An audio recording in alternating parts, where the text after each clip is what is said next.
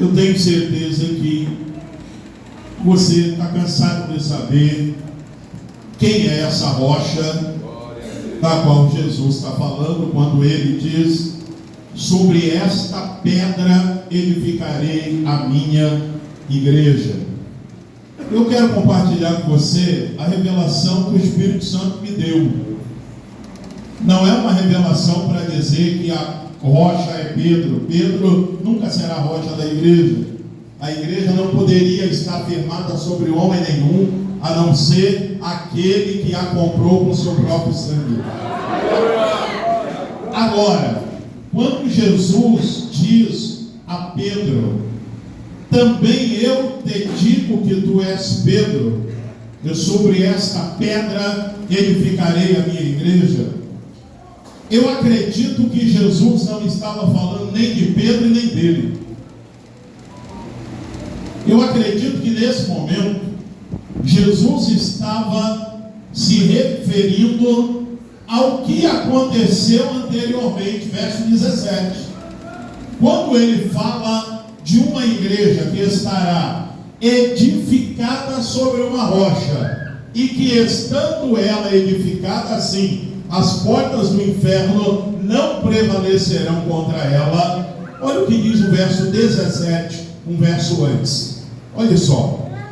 E Jesus respondendo, disse-lhe: bem-aventurado és tu, Simão Bar-Jonas, porque não foi carne e sangue quem te revelou, mas meu Pai que está no céu. Jesus, ele só chega a dizer a Pedro: também eu te digo que tu és Pedro, depois de Pedro ter recebido de Deus uma revelação extraordinária, uma revelação que tem tudo a ver com o que Pedro viria a ser naquela igreja, a primeira igreja. Ele foi o pastor da primeira igreja. E aí, nesse capítulo, você sabe que é o capítulo onde Jesus interroga os discípulos, perguntando o quê? O que dizem os homens ser o Filho do Homem? E ali cada discípulo começou a dizer aquilo que ouvia falar de Jesus. Olha, uns dizem que o Senhor é João Batista, que ressuscitou, ou Elias. Outros dizem que é um dos profetas. E aí então Jesus vira-se para os mais próximos e pergunta: e vós, quem dizeis que eu sou? Aleluia. E aí Pedro, cheio do Espírito Santo, naquele momento ele recebe de Deus uma revelação que o próprio Jesus diz que não foi carne nem sangue que revelou, mas o Pai que está no céu. Ele diz: para mim tu és o Cristo, Filho do Deus vivo. E aí então ele diz para Pedro: bem-aventurado és tu, Simão, porque essa revelação que você acaba de receber, ela não é sua, ela não veio da tua carne, ela não é uma revelação de homens, mas ela é uma revelação do céu. Que grande revelação o apóstolo Pedro recebe naquele momento, que faz com que Jesus diga: sobre essa pedra edificarei a minha igreja. É a revelação de que Ele é o Cristo, de que Ele é o único mediador entre Deus e o homem. Ele é a propiciação pelos nossos pecados. Ele é o nosso sacrifício vicário. O que significa vicário? Que alguém morreu no lugar do outro. Ele é aquele que por nós se entregou. Ele é o único capaz de escrever o teu nome no livro da vida. Amém, glória a Deus. Essa revelação hoje parece algo de escola dominical para criança, mas naquela ocasião as pessoas pensavam tudo acerca de Jesus. E eu pergunto a você: se o mundo hoje não tem um pensamento totalmente invertido acerca de quem é Jesus, eu pergunto a você se a própria igreja de Jesus tem a consciência de quem Ele é. Qual é a missão da igreja? Revelar a Cristo. Evangelho de João, capítulo 17, verso 3. Abra sua Bíblia lá, por favor. Glória. Evangelho de João 17. Jesus orando no Getsemane, orando por nós. Sem perda de tempo, repita comigo. E a vida eterna, é esta: que te conheçam, a ti só, por único Deus verdadeiro, e a Jesus Cristo, a quem enviaste. Diga aleluia. Diga o que foi revelado a Pedro. Jesus falou lá no Getsemane.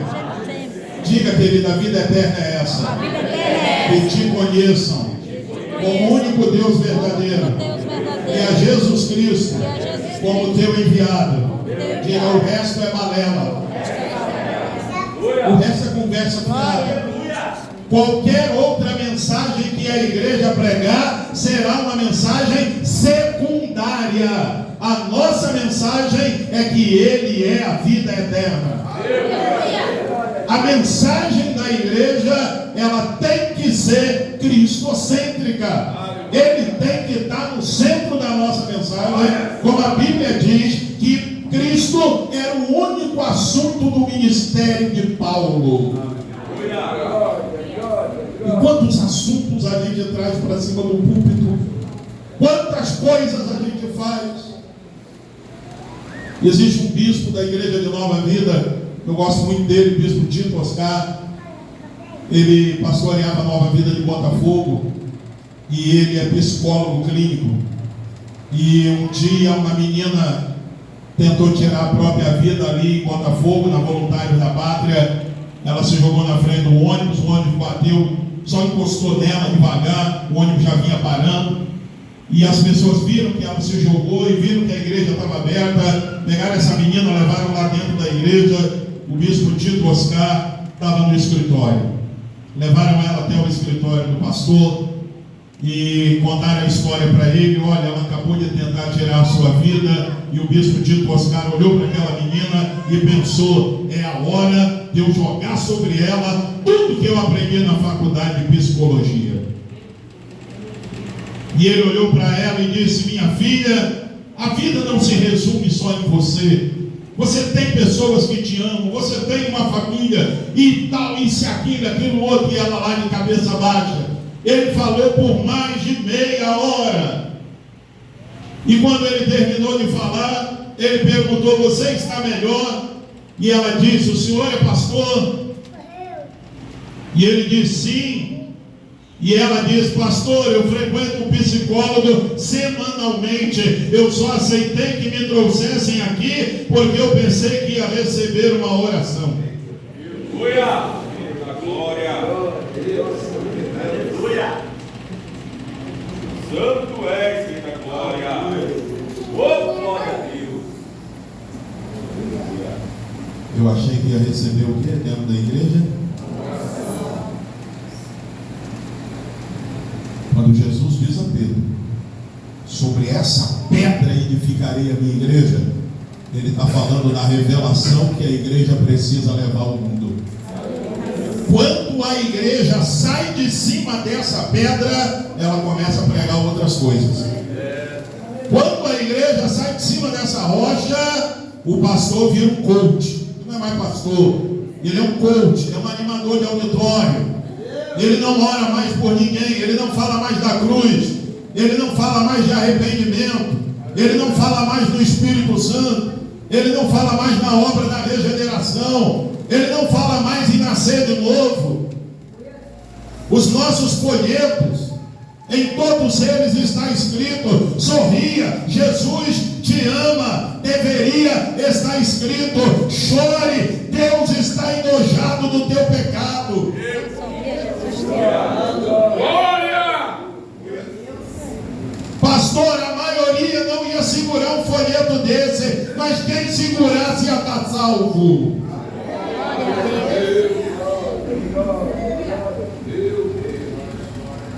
A revelação, que é a base da igreja, é o que a torna uma igreja cristocêntrica.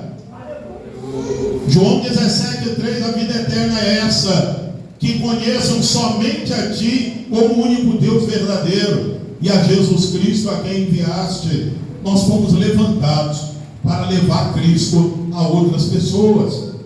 Está escrito no Salmo 91, no verso 11: cairão 1000 ao teu lado, 10.000 à tua direita, mas tu não serás atingido. Olhe para cá. A única razão para cair 1000 do teu lado, 10.000 do outro, e você não ser atingido, é que Deus quer te usar para levantar quem caiu. Essa é a única razão para você não ter sido atingido. Você não deixou de ser atingido porque é bonitinho. Você não deixou de ser atingido porque tem uma carteira de pastor. Você não deixou de ser atingido porque é do ministério de louvor. Você deixou de ser atingido porque Deus quer te usar como um canal. Deus, através de você, quer alcançar alguém. E nós estamos perdendo o propósito que é ser igreja. Repita comigo: a igreja não é um CNPJ. Ela é uma voz. Repita isso mais uma vez. A igreja não é um CNPJ. Não é uma empresa. Diga: isto é para os homens, para o mundo, para o governo. Nós somos mais uma empresa.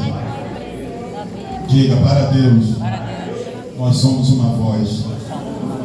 E essa voz vai ecoar no deserto, lugares secos, lugares áridos, lugares de guerra, lugares escuros, lugares de pecado.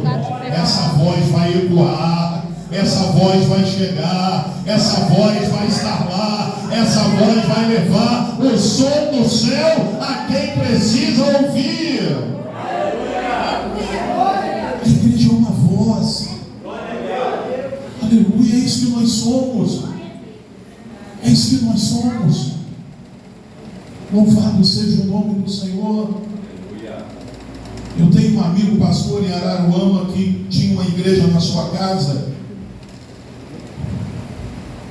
E a igreja dele teve que fechar.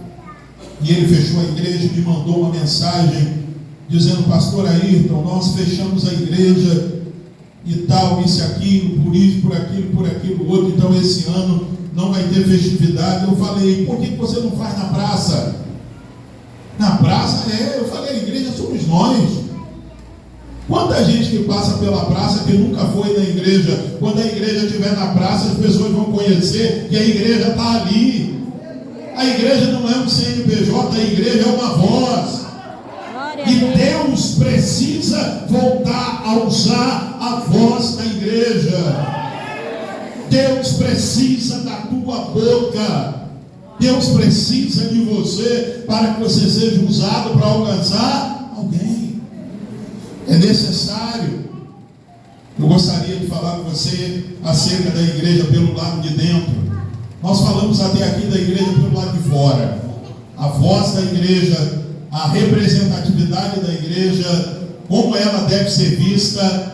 Agora, quando a pessoa passa daquela porta para dentro, o que ela deve encontrar? 1 Timóteo 3,15. 1 Timóteo capítulo 3, verso 15.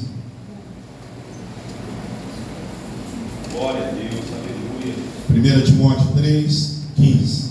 Mas, se tardar, para que saibas como convém andar na casa de Deus, que é a igreja do Deus vivo. Repita comigo a última frase: a coluna e firmeza da verdade. Diga aleluia. Aleluia.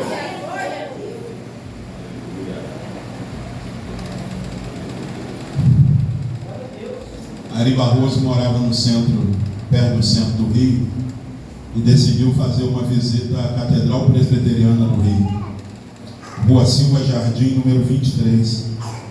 Eu devia ter uns 14, 15 anos quando minha mãe me levou lá uma vez, numa noite de Natal, minha mãe saiu de casa numa noite de Natal com um menino de 14 anos e fomos para a Catedral Presbiteriana do Rio. E num dia, era 25 de dezembro, eu ouvi o coral Canuto Red cantando Noite Feliz. Nunca esqueci desse dia. Aí Barroso decidiu fazer uma visita a essa igreja e ele pegou um táxi e foi todo fantasiado. Ele colocou chapéu, ele colocou uma barba postiça, ele colocou um óculos escuro e ele colocou um sobretudo. E aí o taxista deixou ele na frente da igreja, ele entrou, assistiu o culto, ele já era uma pessoa famosa na cidade. E aí quando acabou o culto, ele voltou para o táxi, o rapaz estava esperando, ele entrou no táxi e começou a tirar toda aquela fantasia. Ele tirou o chapéu, ele tirou a barba postiça e o motorista do táxi olhando pelo retrovisor. Ele tirou aquele sobretudo. Quando ele tirou tudo, o camarada falou: o senhor é o Ari? Ele: sim, sou eu. E o motorista: por que o senhor se fantasiou todo para ir na igreja? Ele falou: porque eu vim aqui sem fantasia 3 vezes, mas o pastor não pregou nada.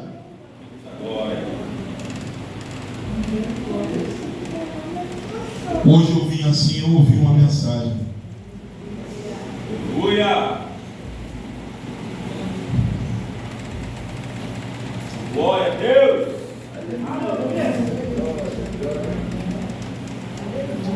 Você não pode mudar o que Deus botou no teu coração por causa de quem está sentado aí. Aleluia! Seja ele, seja ela, quem for. Aleluia! A mensagem que Deus colocou no teu coração, às vezes é exatamente para aquele figurão que entrou. É exatamente para aquela pessoa que acha que, né? Uma vez a minha irmã me levou na casa do patrão dela para orar por ele, que ele estava todo encravacado nos negócios, queria uma oração. E como era sobre negócios, eu já sabia que ele não queria muito Jesus, ele queria voltar a se dar bem, né? Mas eu fui lá orar por ele. Quando chegamos lá, ele me recebeu pela porta da cozinha. Aí abriu a porta da cozinha do apartamento, eu entrei e falei: ô seu fulano, bom dia, tudo bem, tudo bom? O seu irmão da Márcia, pastor? Eu falei: sou. Aí ele: puxa, que bom que o senhor chegou, agora sim as portas vão se abrir. Eu falei: então dobre seu joelho. Ele: o quê? Eu falei: dobrar o joelho. Aí ele: aí botou a mão na pia e dobrou. Aí ficou olhando para mim, eu falei: inclina a cabeça, fecha os olhos. Aí ele chegou a botar até a mãozinha assim. Com a mãozinha assim, né? E eu pensando: Deus está começando a trabalhar. Aleluia! Eu botei a mão na cabeça dele e falei: Senhor nosso Deus, na tua palavra, lá em Gênesis, capítulo 26, verso 12, está escrito que Isaac semeou naquela terra e que naquele mesmo ano colheu 100 vezes mais. Aí ele deu um sorrisinho. Aí eu falei: ele colheu 100 vezes mais porque o Senhor o abençoava. Então não adianta nada a gente jogar toda a semente na terra se não tiver a tua bênção, porque a tua palavra diz: a bênção do Senhor é que enriquece e não acrescenta dores. Eu não sei se ele gostou muito da minha oração, mas eu não fui lá para fazer nada que ele gosta, eu fui lá para fazer a vontade de Deus. Eu fui lá para agradar ele, para fazer a vontade de Deus. Glória a Deus. Essas pessoas saem dos seus condomínios da Península na Barra e vai num centro espírita, e o Pai do Santo manda ele pular o muro do cemitério meia-noite e ele faz. Por que se o pastor pedir para dobrar o joelho e não quer dobrar?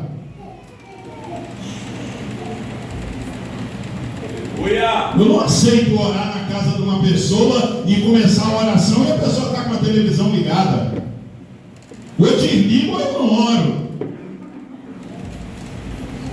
Ou você quer Deus ou você não quer.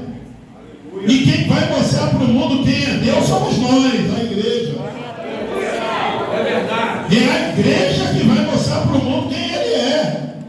Aleluia. E as pessoas vão recebê-lo da maneira que a gente apresentar.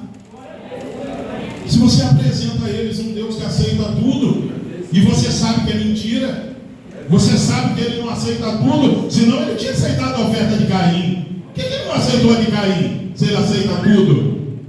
Ele é Deus, ele é Senhor, o seu nome é Iavé, ele é o Adonai, ele é o primeiro e o último, ele é o Amém, ele é aquele que foi morto e reviveu.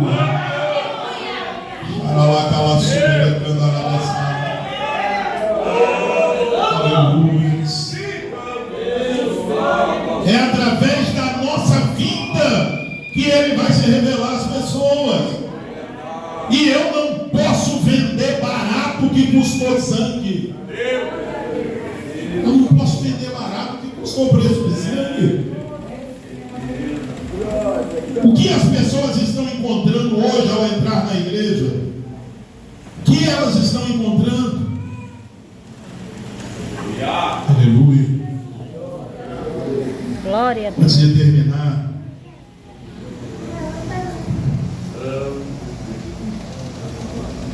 Evangelho de João, capítulo 20, verso 13. Não precisa abrir, não. É uma palavra de Maria Madalena. E é exatamente o que muita gente está dizendo hoje ao entrar numa igreja evangélica no Brasil. O que disse Maria Madalena quando chegou no sepulcro. Ela começou a chorar. Como tem gente hoje que entra numa igreja evangélica e passa o culto chorando, mas não é porque está sentindo a presença de Deus, não. É porque está sentindo a distância. E sabe o que Maria Madalena falou lá no sepulcro? O anjo perguntou: por que choras, mulher? Repita comigo: levaram meu Senhor e não sei onde o puseram. É o que muita gente está dizendo hoje ao entrar em alguns lugares. Levaram meu Senhor e eu não sei onde o puseram. Glória a Deus. Eu conheci um homem de Deus, missionário Josias, já avô de netos, e os netos convidaram ele para ir numa igreja ali no Recreio. Isso tem mais de 20 anos. E o missionário Josias é um profeta de Deus, já partiu para o Senhor, era um profeta. Eu congreguei com ele na Casa da Bênção durante mais de 20 anos, e eu devo ter visto aquele homem ser usado em profecia umas 2 vezes. Mas as 2 vezes foi realmente, glória a Deus. Amém. As 2 vezes foi realmente coisa grande. Agora sim, está ótimo. E o missionário Josias estava lá dentro da igreja e o Espírito Santo o tomou para trazer uma mensagem. Coisa que não acontecia todo dia. E ele se prendendo, até que ele não aguentou e ficou de pé. E o Espírito Santo usou para trazer uma mensagem para a direção daquela igreja. E quando ele se deu conta, tinham 2 diáconos do seu lado, um pegou pelo braço, outro pegou pelo outro, colocaram ele lá do lado de fora. Um homem de seus 70 e poucos anos de idade. E quando colocaram do lado de fora, ele ficou com tanta vergonha, e ele contou que olhou para o céu e falou: Senhor, por que o Senhor fez isso comigo? O Senhor sabe que eu não levantaria para falar nada de mim mesmo. E se o Senhor sabe que eles não iam aceitar, por que o Senhor fez isso? Deixou eu passar essa vergonha aqui na frente de todo mundo? E depois que ele desabafou com Deus ali fora, os netos já estavam saindo para levá-lo para casa. O Espírito Santo falou ao coração dele: você está tão triste, Josias, porque te puseram para fora. Eu estou aqui fora desde que essa igreja abriu e ainda não consegui entrar. Glória a Deus. É forte.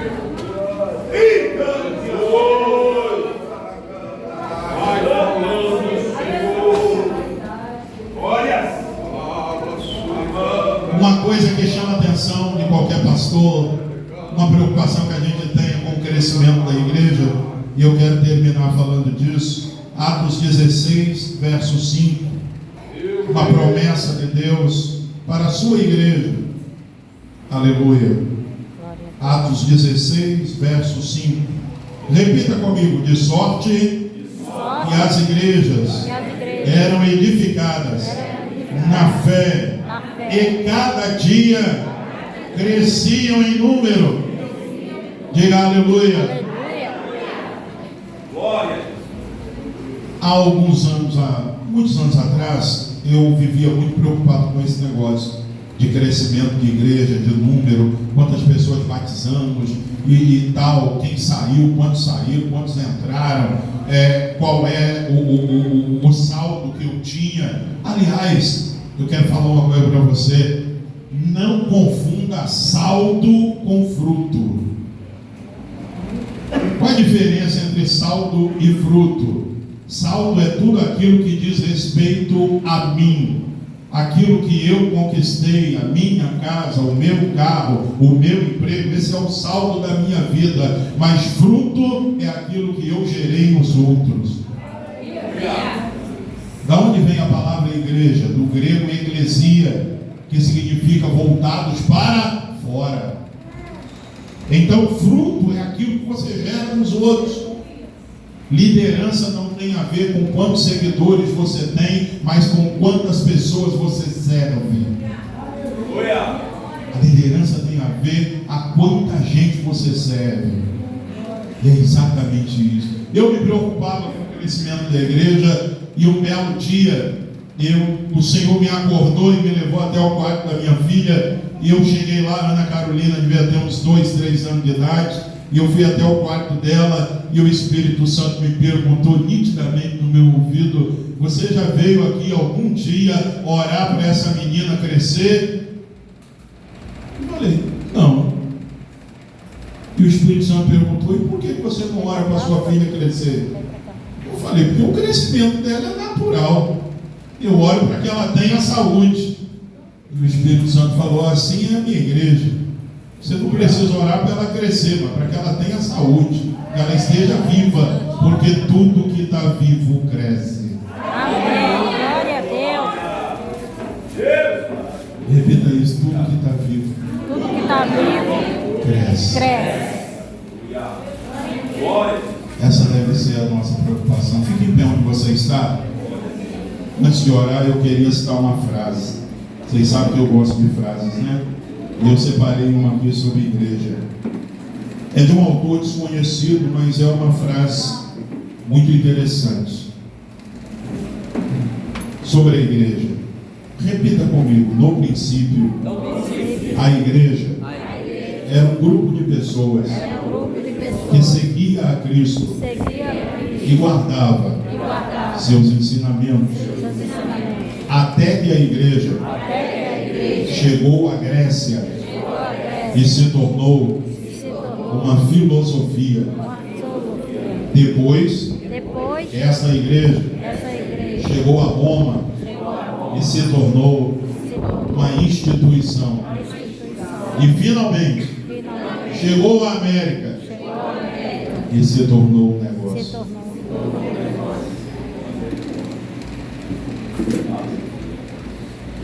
Talvez você diga: pastor, essa frase é muito dura para encerrar a mensagem.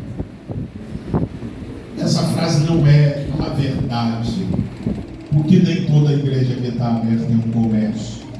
Mas a pessoa que elaborou essa frase, ela pensou no que foi a igreja nos primórdios. A igreja era um grupo de pessoas que seguia a Cristo e guardava a sua palavra. Era somente isso.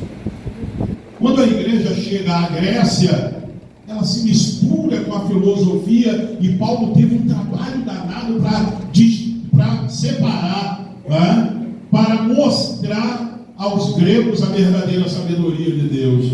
E quando a igreja chega a Roma, o Império Romano já está em decadência, e então Constantino tem a brilhante ideia para dar continuidade ao Império, ao invés de uma maneira política com guerras, ele foi através da religião, e ele então dar à igreja uma instituição. E infelizmente hoje na América a gente vê que a igreja ela perdeu muito daquilo que tinha quando nós a conhecemos. E esse tema, quando um tema como esse é escolhido, e Deus coloca no coração do pregador uma mensagem como essa, é para que se cumpra o que está lá em Lamentações 5, 21. Repita comigo: converte-nos, Senhor. Converte-nos, Senhor. A ti. E nós nos converteremos. Torna os nossos dias como dantes. O que Jeremias estava falando aí em Lamentações 5, 21? Converte-nos, Senhor, a ti. Não sou eu, é Ele que vai me converter a Ele. É Ele que vai me pegar e trazer de volta a Ele, ao coração dele. Torna os nossos dias como dantes. Torna os nossos dias como de antigamente. Verdade, Jesus. Aleluia. Glória a Deus. Aleluia. Ontem eu estava falando na igreja, lá na nossa igreja, Marcinho estava lá, eu vi, Cláudio também, acerca. John estava lá ontem, né, John? Não.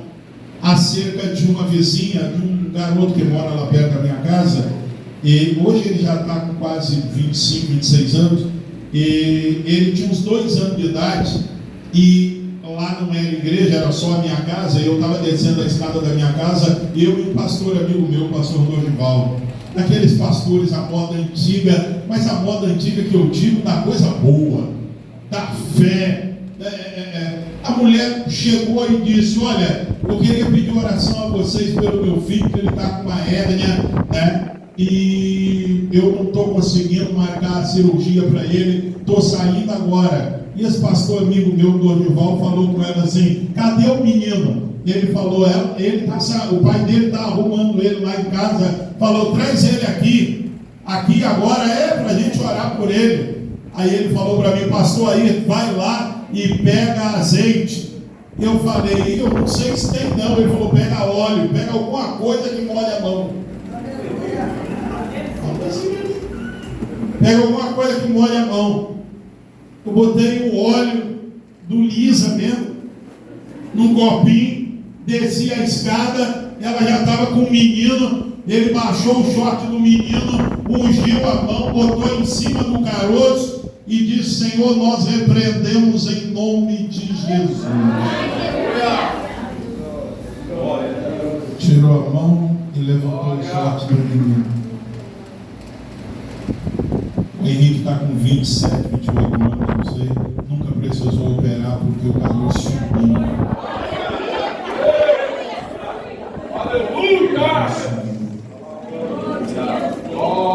Aleluia!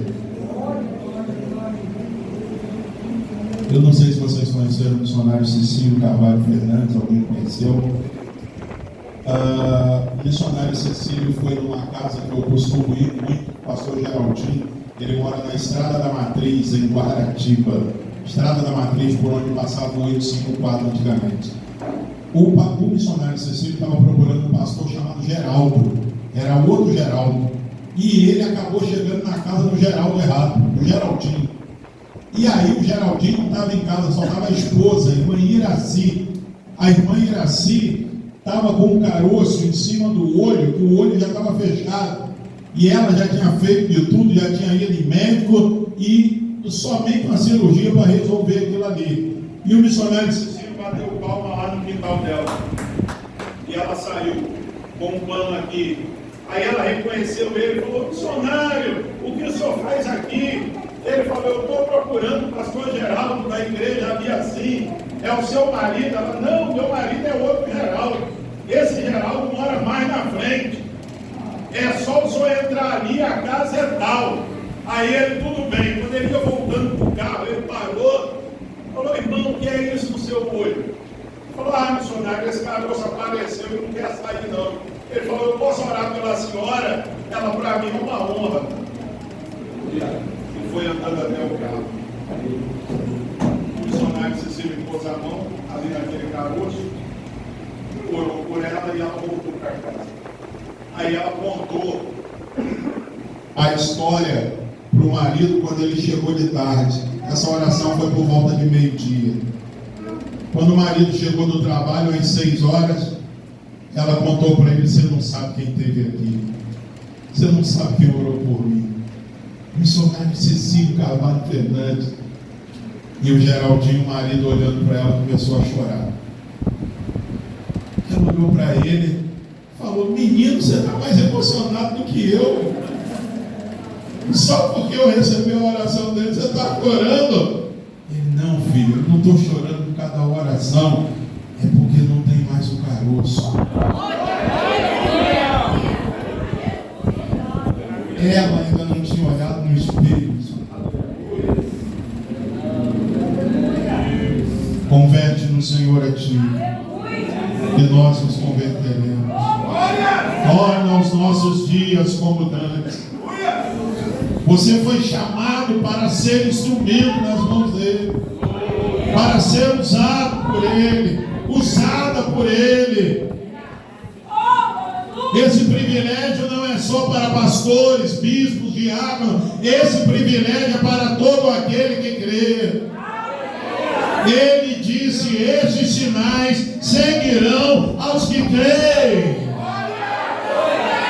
Soberano e bendito Pai que estás nos céus, estende sobre nós a tua boa mão, Senhor, e que nós possamos voltar ao primeiro amor e a ser igreja, a tua igreja gloriosa. Nós te pedimos no nome do Senhor Jesus Cristo, para a honra e para a glória do teu santo nome, em nome de Jesus, em nome de Jesus, em nome de Jesus. Aleluia. Aleluia.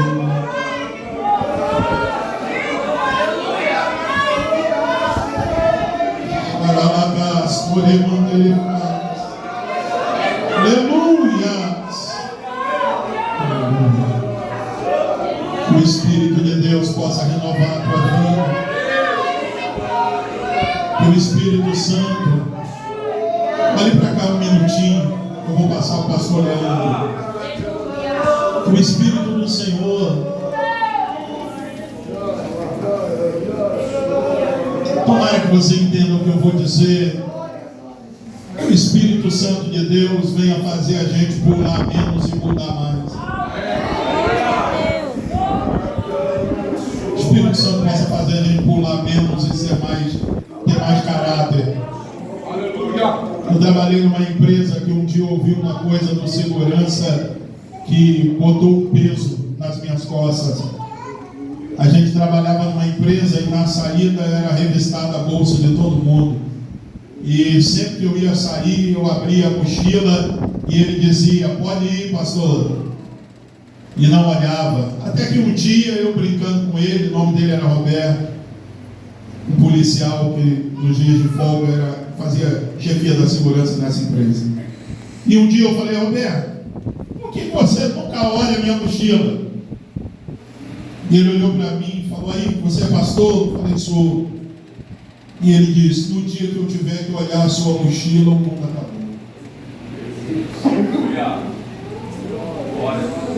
Meu Deus! Olha aí! O ímpio disse isso para mim. No dia que eu tiver que olhar a sua, o mundo acabou. Que seja assim, né, irmãos? Sabe o que está escrito em 2 Coríntios capítulo 4, verso 1? Que os homens nos considerem como ministros de Deus e despenseiros